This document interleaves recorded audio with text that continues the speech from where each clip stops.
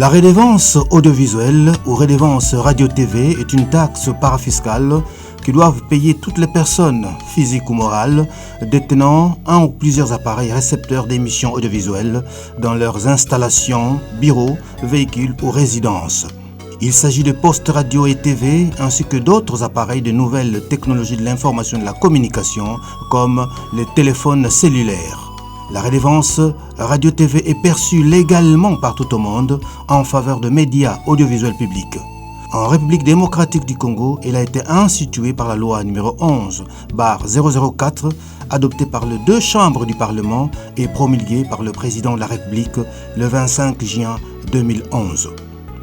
La redevance radio-TV comprend plusieurs actes perçus soit directement par les services de la redevance de la RTNC, soit par l'entremise de certains services publics ou privés dûment désignés par la loi, sur base d'un protocole d'accord de sous-traitance avec la RTNC. Voici ces différents actes de la redevance. En ce qui concerne la perception indirecte, le premier acte est la redevance sur les appareils récepteurs importés.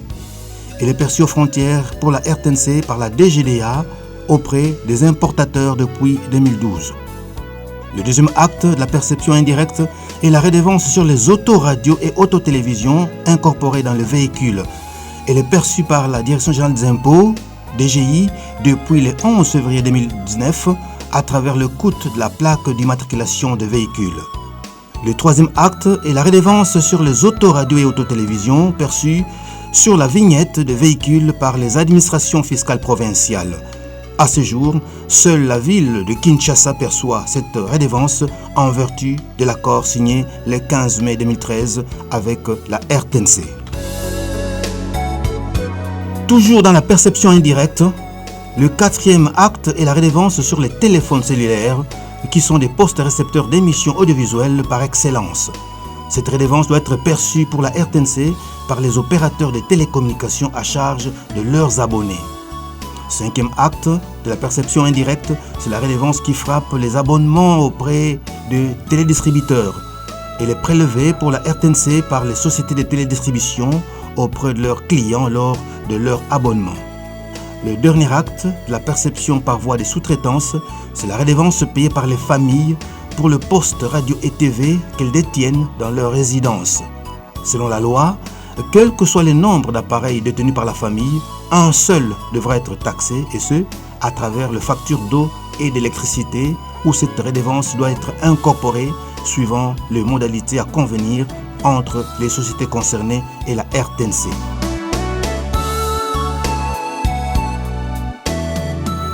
En ce qui concerne la perception opérée par la RTNC elle-même, la perception directe, 3 actes sont prévus.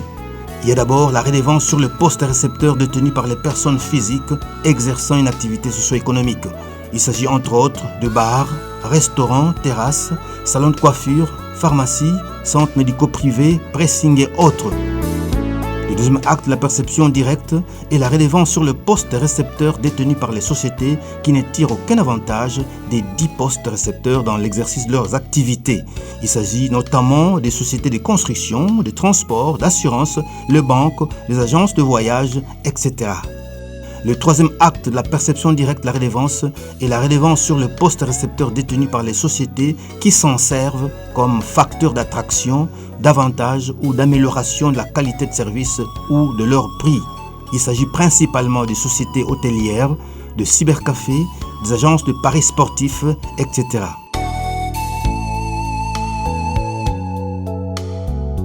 Comment et où faut-il payer la redevance radio-TV ?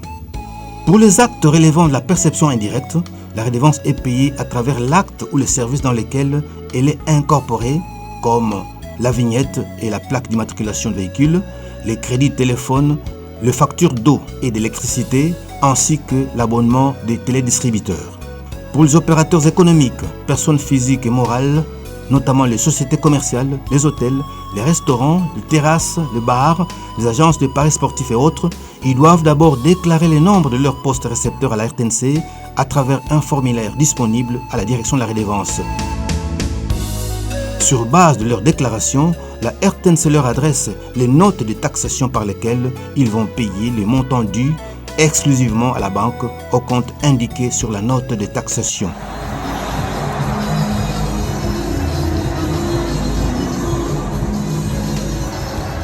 Au sujet des différents tarifs, la redevance, ils sont fixés par arrêté interministériel et ils varient selon les cas et les catégories entre 3 et 120 $ par an et par poste récepteur. Le non-respect des dispositions légales et réglementaires sur la redevance radio-TV donne lieu à des sanctions et pénalités diverses à l'endroit du contrevenant. À titre exemplatif, les opérateurs économiques qui ne déclarent pas leurs appareils et ceux qui établissent de fausses déclarations sont passibles de pénalités doubles du montant dû. De même pour ceux qui s'opposent au contrôle mené par les OPJ de la RTNC, direction de la redevance.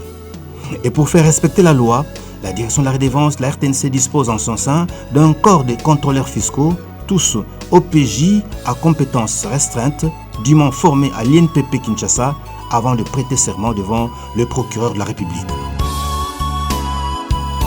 Comme on le voit, avec tous ces différents actes prévus par la loi, la redevance radio-TV représente un gros potentiel pouvant permettre à la RTNC de se prendre en charge pour remplir pleinement ses missions régaliennes et même de contribuer de manière significative au budget de l'État si et seulement si ce partenaire cité lui apportait leur concours légal.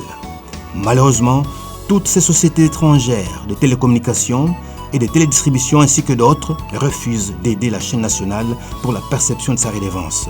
C'est ainsi que la RTNC sollicite l'intervention personnelle du président de la République, le chef de l'État, garant du bon fonctionnement des institutions de la République, ainsi que celle de toutes les autorités compétentes pour que ces droits soient reconnus par toutes ces sociétés réfractaires qui foulent aux pieds impunément les lois de la République démocratique du Congo.